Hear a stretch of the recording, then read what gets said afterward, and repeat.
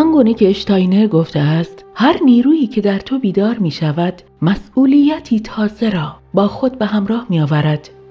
این جمله همواره برای من یادآور این حقیقت است که مسیر آگاهی صرفاً کشف توانایی ها نیست، بلکه این آموختن شیوه بکارگیری درست آنهاست. به تو قول می دهم که این ویدیوی 40 دقیقه‌ای می تواند هم ارز با شرکت در 40 سمینار باشد. شاید باور آن سخت است، ولی کافی است تجربه کنی تا دریابی.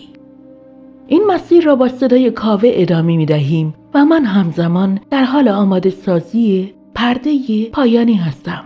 پرده‌ای که شاید بزرگترین قدرت انسان را آشکار می کند. قدرتی به قدری عمیق و شگفت‌انگیز که ویدیوی مستقل خود را می طلبد، به همراه توضیحات، شواهد و تمرین کامل برای تجربه مستقیم آن. تا آن زمان این بخش را با دقت گوش کن، زیرا هر گامی که اینجا برمی‌داری شاید تو را به آستانه آن پرده نزدیکتر کند. برای تو لحظات لذت بخشی را آرزو می‌کنم.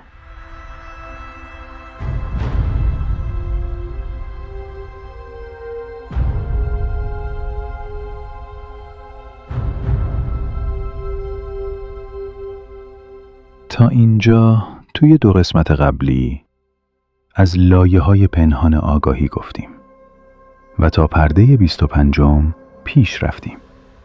از بلاواتسکی و سفری که از کالبدهای ظریف شروع شد تا چالش‌هایی که توی مسیر بیداری پیش روته. از شهود و تخیل تا نگهبان‌های دروازه. هر پرده‌ای که تا اینجا دیدی خودش یه دنیای جدا برای کاوشه. یه سیر و سلوک مستقل که بعداً برمیگردیم و مفصل‌تر سراغش میریم.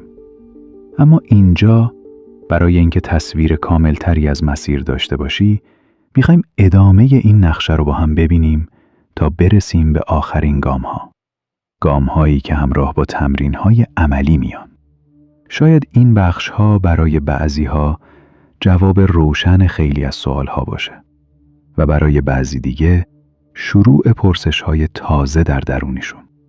یادت باشه هر کدوم از این پرده‌ها رو میشه جداگانه گشود و ساعتها دربارش حرف زد و ما این کار رو توی آینده انجام میدیم.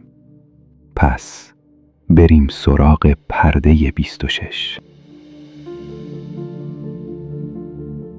وقتی حرف از بیداری چشم سوم میزنیم، خیلی ها فکر میکنن یه باره و با یه جور جادوی خاص اتفاق میافته. انگار یه روز صبح بیدار میشی و همه چی رو یه جور دیگه میبینی. ولی واقعیت اینه که این مسیر تدریجیه و هم مراقبت میخواد، هم پاکسازی، هم تمرین. چشم سوم یا همون مرکز بینش درونی تو عمق سر یکم بالاتر از وسط 2 ابرو قرار داره. از نظر انرژی این نقطه جاییه که شهود، وضوح ذهنی و دریافت‌های معنوی پردازش میشن. اما اگه مسیرهای انرژی اطرافش بسته باشه یا لایه‌های دیگه وجودت پر از آشفتگی و ناهماهنگی باشه، این بینش خیلی درست و شفاف کار نمیکنه. برای همین اولین قدم پاکسازی لایه‌های مختلف بدن انرژیه. بدن احساسی جاییه که همه خاطرات، دردها و هیجانات قدیمی جمع شدن. آزاد شدن از خشم‌های قدیمی، غم‌های فروخورده و ترس‌هایی که سالها باهات بودن، درست مثل کنار زدن یه پرده ضخیم از جلوی چشم سومه. مدیتیشن هایی که به تو این امکان رو میدن تا احساسات رو بدون قضاوت کردن، مشاهده و آزاد کنی خیلی مؤثرن. در کانال ما مدیتیشن باران دقیقاً برای این کار ساخته شده. لینکش رو در توضیحات ویدیو گذاشتیم. اما بدن ذهنی لایه‌ای پر از افکار، باورها و قضاوت‌های روزانه است. تمرین‌های مدیتیشن تنفسی، مشاهده افکار یا کار با مانترا و نمادهای خاص میتونه این لایه رو آروم و شفاف کنه. بدن انرژی جاییه که پرانا یا نیروی حیات جریان داره. تمرین‌هایی مثل بدن نوری یا تکنیک‌های تبتی حرکت انرژی مسیرهای اصلی رو باز و رها می‌کنه. تمرین پیشنهادی: یه جای آروم بشین، چشمات رو ببند و یکی از احساسات قدیمی رو بیار جلوی ذهنت. فقط نگاهش کن، بدون اینکه قضاوتش کنی یا باهاش درگیر بشی. بعد با یه نفس عمیق تصور کن اون احساس از بدنت خارج میشه. بیداری فقط باز شدن چشم سوم یا شنیدن صدای درون نیست. وقتی این مسیر رو شروع میکنی، همه لایه‌های وجودت میان زیر نور و هرچی کهنه، خاطرات تلخ و زخمی یا سمی باشه، خودش رو نشون میده.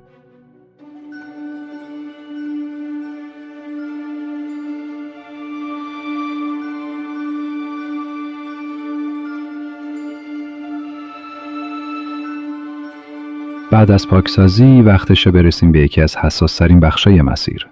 جایی که توی سنت‌های کهن بهش میگفتن چشم بصیرت. خیلی‌ها بهش میگن چشم سوم. اما هر اسمی روش بذاری کارش یکیه. دیدن ورای چیزی که چشمای معمولی میبینن. یه تمرین ساده ولی عمیق هست که توی سنت‌های تبتی هم نمونه‌هایی ازش پیدا می‌کنی. آروم بشین. پشتت صاف، شونه ها رها، چشمات رو ببند. توجهت رو بیار روی نقطه‌ای بین دو ابرو. هر دم رو مثل نوری ملایم تصور کن که از بالا میاد و وارد این نقطه میشه. و با هر بازدم هر فکری رو بدون قضاوت رها کن. هیچ فشار یا انتظاری نذار. فقط اجازه بده این نقطه با نفسها کم کم گرم و روشن بشه. این همون جرقه اول راهه و هر کسی که با آرامش و صداقت ادامه بده کم کم میرسه به همون جایی که بزرگان این مسیر ازش حرف میزدن. دکتر جو دیسپنزا هم یه تمرین جالب داره برای فعالسازی این مرکز. خیلی‌ها باش نتیجه گرفتن. ساده به نظر میاد، اما اگه با دقت انجامش بدی میتونه تغییر بزرگی بسازه. بنشین یا دراز بکش. ستون فقرات صاف، چشما بسته، بدن کاملا رها. حالا شروع کن به نفس کشیدن آرام و عمیق. اما با یه تفاوت. با هر دم عضلات کف لگن، شکم و شکمگاه رو کمی منقبض کن. انگار میخوای انرژی رو از پایین ستون فقرات به بالا بفرستی. این جریان رو در ذهنت دنبال کن. از ستون فقرات به سمت بالای سر و بعد به نقطه‌ای درست بین دو ابرو. کمی بالاتر از پیشونی. اینجا نفس رو چند ثانیه نگه دار. توجه کامل رو روی اون نقطه متمرکز کن. حس کن انرژی جمع شده و داره توی این مرکز تپش پیدا میکنه. بعد با بازدم همه تنش رو رها کن. اما توجهت رو از اون نقطه بر ندار. این رو چند بار تکرار کن. با ریتم آرام تا جایی که حس کنی این بخش از سرت زنده و فعال شده. ولی یادت باشه عجله نکن. منتظر تصاویر یا صداهای عجیبم نباش. تمرکز، تداوم و آرامش کلید این کارن.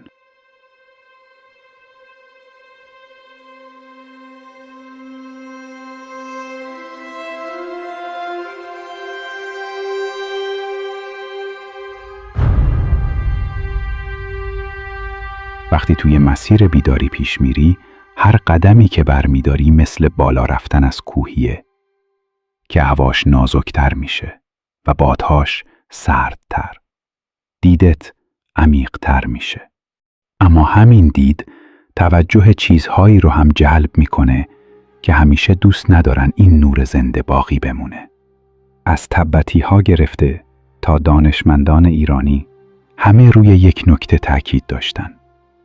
قبل از عبور از دروازه های بالاتر باید بلد باشی از خودت محافظت کنی. اشتاینر می گفت هر گام در مسیر آگاهی یک مسئولیت جدیده. بومه هشدار میداد نوری که درونت روشن میشه اگه مهار نشه میتونه خودت رو هم کور کنه. و توی سنت‌های تبتی قبل از هر تمرین عمیق راهب‌ها زمانی رو برای پاکسازی و ساختن سپر انرژی صرف می‌کردن.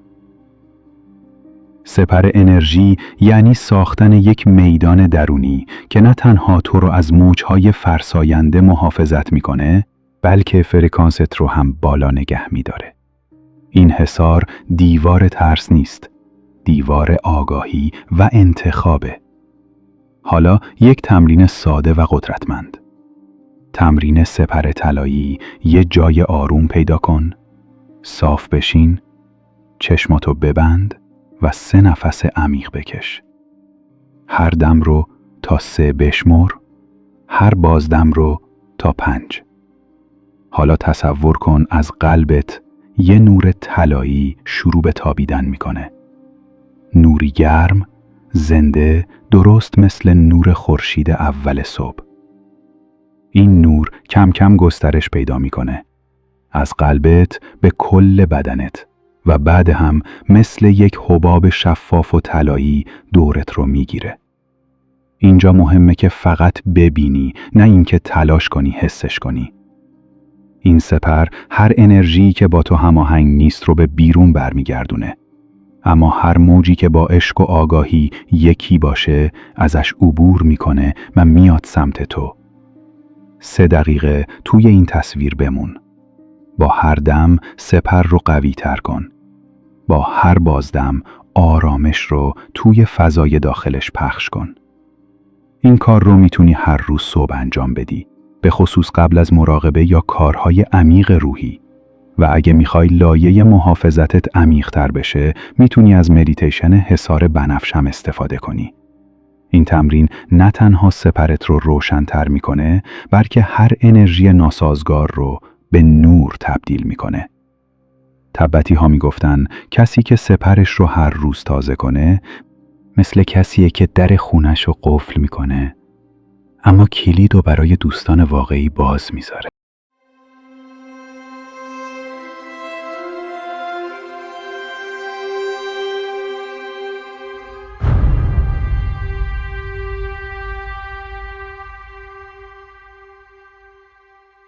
تا حالا برات پیش اومده که یه لحظه انگار زمان کش بیاد یا حتی متوقف بشه؟ نه مثل وقتی که توی صف بانک موندی و حوصلت سر رفته. منظورم اون لحظه های خاصه که یه مکاشفه، یه حس عمیق یا یه شهود ناگهانی رو تجربه میکنی. جایی که گذشته و آینده جاشون رو به یه حال حاضر بی انتها میدن. استاد اشتاینر و حتی راهبان تبتی میگفتن این لحظه ها دروازه هایی هستن که ما رو از زمان خطی جدا میکنن و به زمان درونی میبرن. جایی که میتونی حقیقت رو بی پرده ببینی، بدون قضاوت، بدون فیلتر ذهن. گاهی انگار زمان دشمن ماست. همیشه یا عقبیم یا جلو. همیشه یا درگیر گذشته ایم یا نگران آینده. ولی هیچ وقت دقیقاً اینجا نیستیم. همینجا، همین لحظه. اما سنت‌های باطنی از جمله آموزه‌های اشتاینر، بلاواتسکی و معلمان تبتی چیز دیگه‌ای میگن.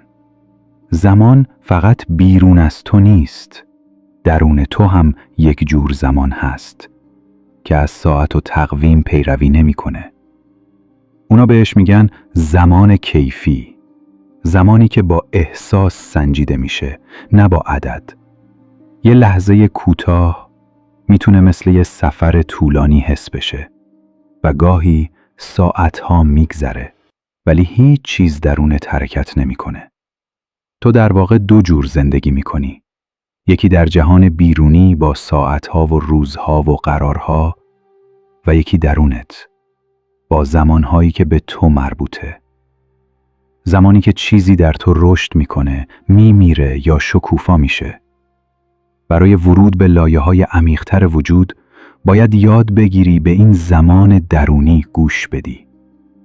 مثال ساده، حتما برات پیش اومده که یه جمله معمولی از کسی درست در لحظه‌ای خاص مثل جرقه‌ای در دلت بشینه.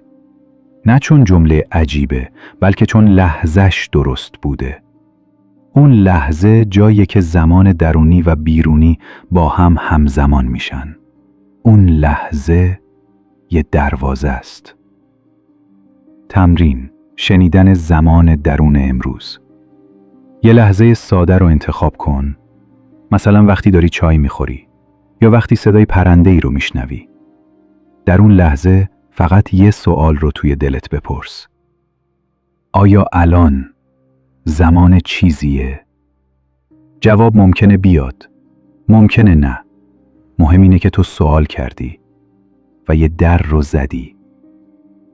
این شروع گوش دادن به زمان درونه. وقتی از همه سر و صدای بیرونی و درونی فاصله میگیری، تازه متوجه میشی که یک جور زمان دیگر هم وجود داره. نه ساعت دیواری، نه تقویم، نه رفت آمد روز و شب. یک زمان آرام که درون تو جاریه. بلاواتسکی میگفت این همان جریان ناپیدای روحه که عجله‌ای برای رسیدن به جایی نداره. بوم اسمش رو میذاشت لحظه ابدی. و اشتاینر میگفت این نکته جاییه که آگاهی شروع میکنه به دیدن فراتر از مرزهای بدن. در این حالت انرژی ها رو فقط با چشم سرت نمیبینی، حسشون میکنی. مثل گرمایی که بیدلیل از کف دست بالا میاد. یا لرز آرامی که بیدلیل روی پوست میشینه. اینها نشانه های حرکت میدان انرژی تو هستن. تمرین ساده: جایی ساکت بنشین. چشمها رو ببند و توجهت رو جمع کن روی یک نقطه، وسط سینه. انگار داری به تیک تاک 1 ساعت درونی گوش میدی. هیچ انتظاری نداشته باش. فقط بمون. کم کم نفسها کند میشن و یک حس کش آمدن زمان رو تجربه میکنی. حالا با دستهات یک جسم کوچک مثل یک سنگ یا کریستال رو بگیر. بدون باز کردن چشمها، تغییر دما یا لرزش خیلی خفیفش رو حس کن. این شروع دیدن انرژی هاست.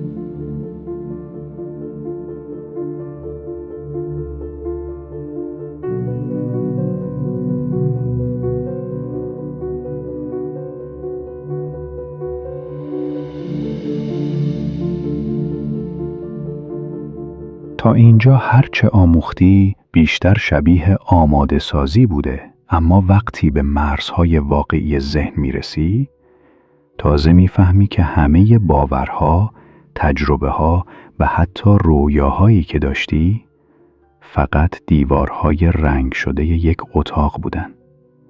عبور از این مرز شبیه اینه که در نیمه شب در پنهانی یک کتابخانه رو باز کنی که سالها قفل بوده و ناگهان بوی کاغذهای کهنه و رازهای فراموش شده به مشامت برسه. بلاواتسکی می گفت ذهن بزرگترین زندان و بزرگترین کلید توست. اشتاینر اما پا رو فراتر گذاشت و می گفت برای عبور باید بتونی تصویرهایی که ذهنت نشونت میده رو از حقیقت جدا کنی. چون ذهن استاد ساختن سرابهای زیباست. سرابهایی که میتونن تو رو از مسیر واقعی منحرف کنن. یک تمرین برای این عبور هست که تبتی‌ها بهش تماشای ابرها میگن. ساده است.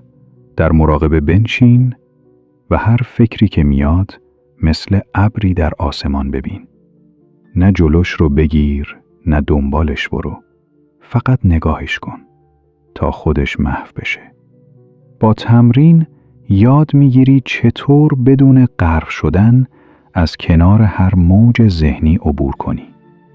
عبور از مرزهای ذهن یعنی رسیدن به جایی که دیگه اسیر صدای درونی تکراری خودت نیستی، بلکه میتونی صدای پشت اون رو بشنوی. صدایی که نه از حافظه میاد نه از خیال، بلکه از جایی عمیق‌تر که همیشه بوده. حتی وقتی فکر میکردی تنها هستی.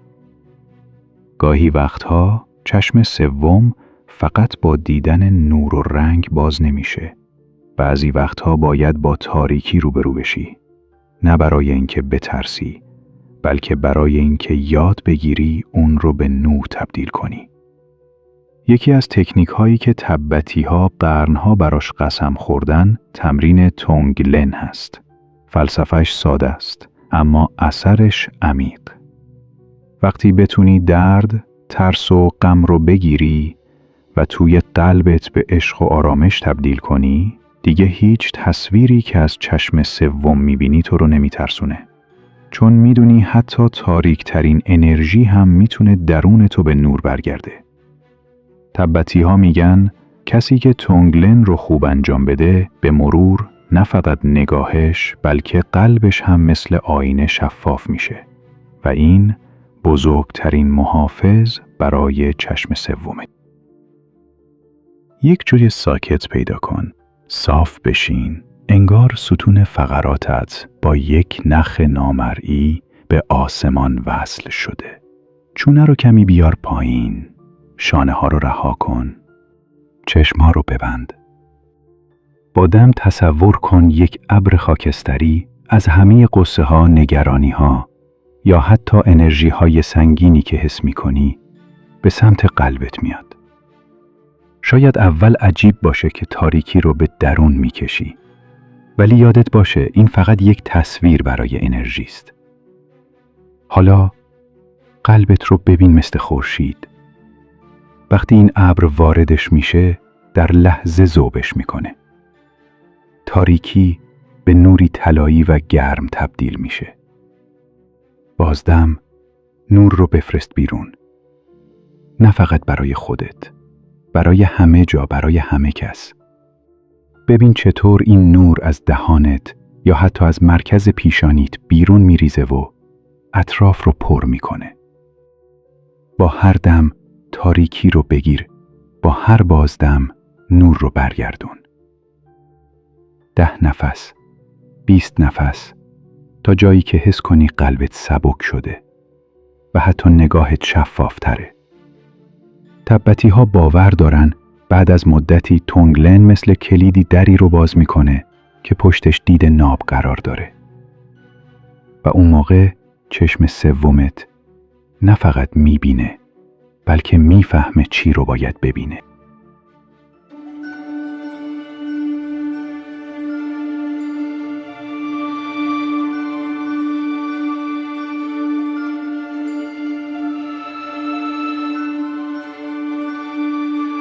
حالا که تا اینجا رسیدیم، وقتش از یکی از گنج‌های واقعی سنت‌های کهن بگیم.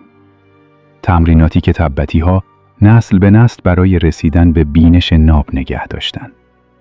منظور از بینش ناب دیدنیه که دیگه فیلتر ذهن و قضاوت روش نیست. نه توهمات درونی، نه پیش‌فرض‌ها. فقط حقیقت همونطور که هست. تبتی‌ها باور داشتن برای بیدار شدن این دید اول باید بدن و ذهن رو با یک نظم ساده اما دقیق هماهنگ کرد. یکی از تمرین‌های معروفشون چرخش نگاه درونی بود که چشم سر رو میبندی و چشم سوم رو باز میکنی. این تمرین کمک میکنه حس کنی نگاهت از عمق پیشانی به بیرون میتابه. شیوه انجامش: جایی راحت بنشین، ستون فقرات صاف باشه، شانه ها رها، چشم ها رو ببند، چند نفس عمیق بکش تا ذهنت کمی آرام بشه. حالا توجهت رو بیار به نقطه‌ای در عمق سر بین دو ابرو، کمی بالاتر. تصور کن اینجا یک روزنه نور وجود داره. با هر دم نور رو به داخل بکش. با هر بازدم همین نور رو از همون نقطه به بیرون بتابون. بعد از چند دقیقه حس می‌کنی نگاهت از این روزنه عبور می‌کنه و محیط رو نه با چشم فیزیکی بلکه با یک حس شفاف و بیواسطه درک می‌کنی. بلاواتسکی میگفت این تمرین دروازه دیدن جهانهای موازی آگاهی رو باز می‌کنه. اشتاینر تاکید می‌کرد این نودید پایه فهم واقعی اسرار هستیه و بومه باور داشت وقتی این نگاه بیدار بشه حتی تاریکی هم برایت روشن میشه.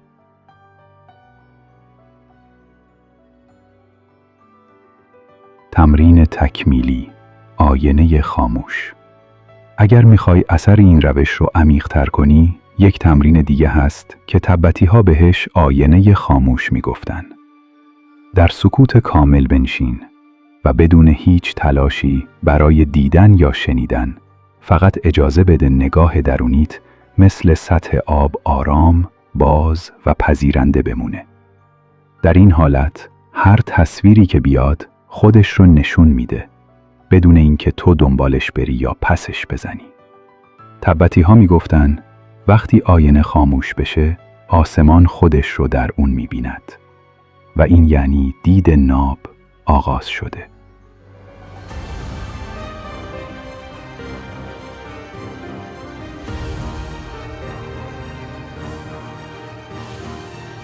همیشه به ما گفتن که قلب فقط یک پمپ خون هست.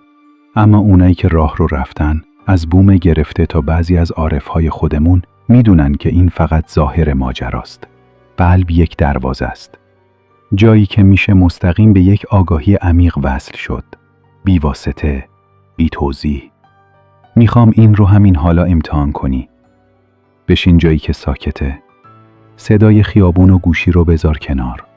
دست راستت رو بذار روی وسط سینت، جایی که انگار یک خورشید گرم خوابیده. دست چپ رو بذار روی شکمت و چشمها رو ببند. 3 نفس عمیق بکش. بذار هر دم و بازدمت سنگینی روز رو ازت بگیره. حالا فقط برو روی کف دست راستت. صبر کن تا کم کم یک ضربان منظم رو حس کنی. شاید اولش فقط گرما باشه، ولی با موندن تپش میاد. وقتی اومد باهاش یکی شو. هر ضربان مثل موجی از درون به کل بدن میرسه. حالا توی همین سکوت یک سوال بیار.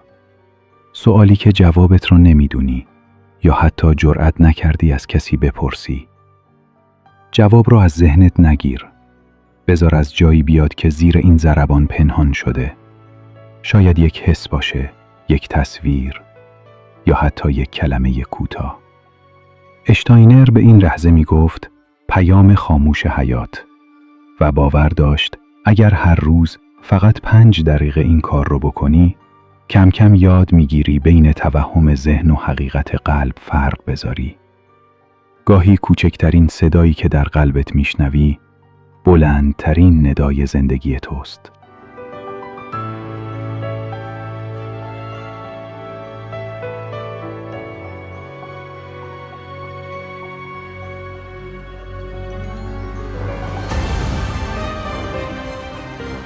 اگر یادت باشه، توی پرده قبل رفتیم سراغ قلب و اون ضربان آروم و قدیمی رو شنیدیم. حالا وقتشه این جریان رو ببریم جایی که معمولاً باهاش فکر میکنیم. چشم سوم. خیلیا وقتی اسم چشم سوم رو میشنون، فکرشون میره سمت چیزای عجیب و غیرعادی. ولی واقعیت اینه که بدون قلب، چشم سوم فقط یک دریچه پر از تصویر و صداست که ممکنه گمراهت کنه. بومه میگفت چشم سوم بدون قلب مثل نوریه که در مه روشن شده. همه چیز رو روشن میکنه ولی راه رو نشون نمیده. پس تمرین رو ادامه بده. دست راستت رو همونجا روی قلب نگه دار و دست چپ رو ببر روی وسط پیشونی. چشم‌ها بسته. با هر ضربان قلب تصور کن یک پرتو نرم و شفاف از قلبت حرکت میکنه. آرام آرام میره بالا تا برسه به جایی که دستت روی پیشونی قرار گرفته. دم، نور از قلب حرکت میکنه. بازدم، میریزه داخل چشم سوم. 10 بار این رو تکرار کن. کم کم حس میکنی این 2 نقطه یکی شدن. قلب و چشم سوم مثل 2 قطعه یک کلید که حالا کامل شدن. این لحظه جاییه که بینش ناب آغاز میشه. جایی که تصویرها، حسها و دانسته‌ها فیلتر قلب رو رد میکنن و فقط آنچه به حقیقت وصل است باقی میمونه. وقتی قلب و چشم سوم یکی میشن، بینش تو نه فقط روشن که راستین میشه.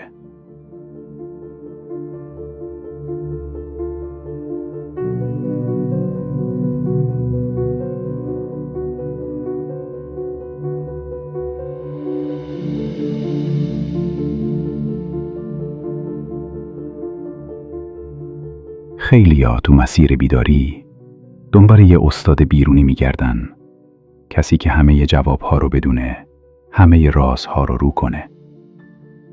برای اشتاینر یه هشدار جدی داشت.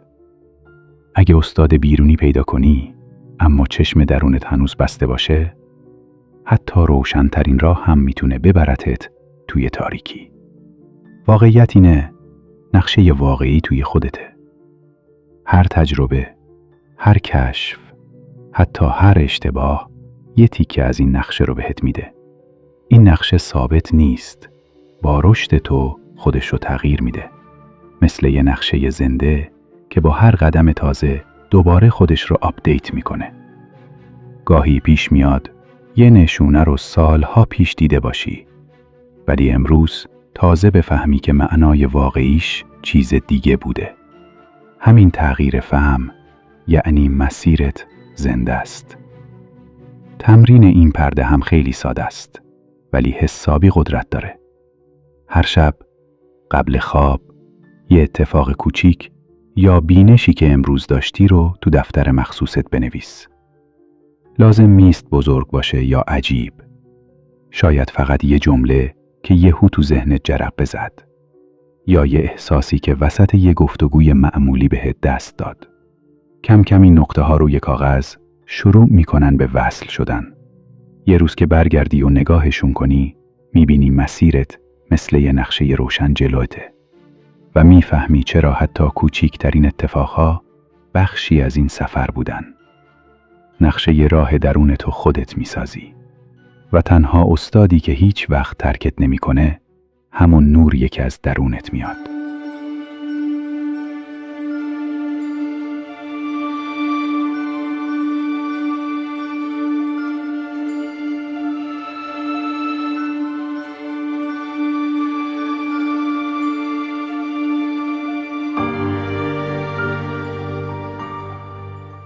وقتی آگاهیت بزرگتر میشه، دیگه سرنوشت یه خط صاف و از قبل نوشته شده نیست. بلاواتسکی یه جمله قشنگ داشت: آگاهی جوهریه که از درون شکل ماده و اتفاقات رو تغییر میده. یعنی حتی یه تغییر کوچیک توی لایه‌های عمیق وجودت میتونه مثل افتادن یه سنگ کوچیک توی یه آب آروم باشه. موجهاش کم کم پخش میشه، میره تا جاهایی که الان حتی نمیتونی ببینی. اما این تغییر یه قفل‌گشایی ناگهانی و کامل نیست. هر بار که یه لایه تازه توی وجودت بیدار میشه، نگاهت به زندگی، به تصمیمات، حتی به معنای اتفاقات عوض میشه.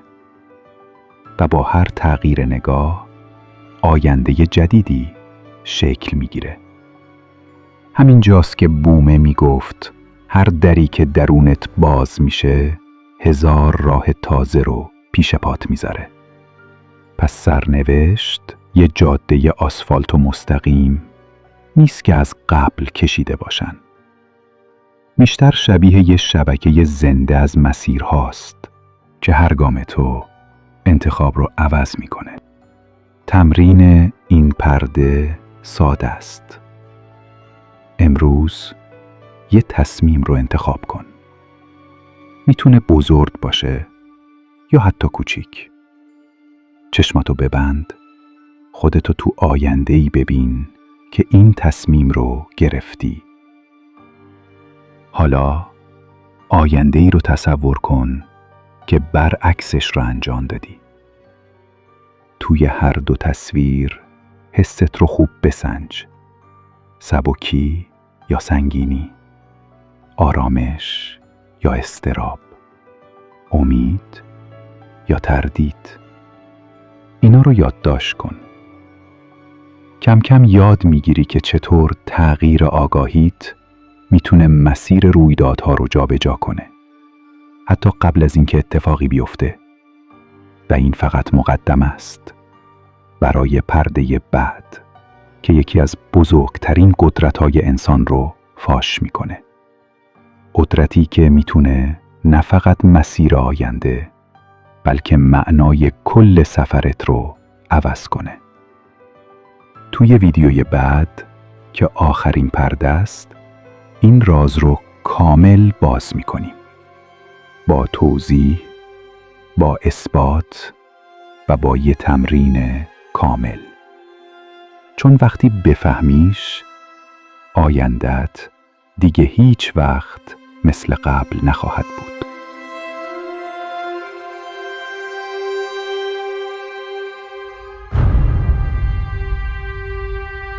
هیچ خط پایانی وجود نداره. این راه مثل یک رودخونه است که تا ابد جاریه. شاید تو الان فکر کنی یک روزی به نقطه‌ای میرسی که همه جوابها رو پیدا کردی، که چشم سومت باز مونده و هیچ چیز دیگه‌ای برای کشف نداری. ولی حقیقت اینه که همچین روزی وجود نداره. هر بار که یک لایه تازه از وجودت بیدار میشه، یک لایه دیگه خودش رو نشون میده. هر دری که باز میکنی، پشتش چندین در دیگه هست. این مسیر مقصد نداره، فقط عمیق‌تر و گسترده‌تر میشه. بلاواتسکی میگفت کسی که فکر میکند رسیده، از همان لحظه از مسیر جدا شده. و اشتاینر هم تأکید میکرد که رشد آگاهی یک فرایند زنده است. هرگز متوقف نمیشه مگر اینکه خودت بخوای متوقفش کنی. پس اگر روزی رسیدی به جایی که حس کردی همه چیز رو فهمیدی، یا اگر کسی پیدا شد که با اطمینان گفت من رسیدم، من همه رو میدونم، چشم سومم کاملاً بازه، بدونه که بیشتر از حقیقت در توهمه. این مسیر به تو یاد میده که حتی بزرگترین استادها هم خودشون رو شاگرد میدونن، چون هر لحظه میتونه درسی تازه بیاره، درسی که همه چیز رو از نو تعریف کنه. و این فقط پایان این ویدیوست، نه پایان سفر تو. چون پرده‌ای اختصاصی و مفصل در راهه، جایی که به سراغ پرسش‌هایی میریم که شاید سال‌هاست باهات هستن و توی اون جواب‌هایی رو پیدا می‌کنی که میتونن مسیر کل زندگیت رو عوض کنن. پس آماده باش، این تازه شروعه.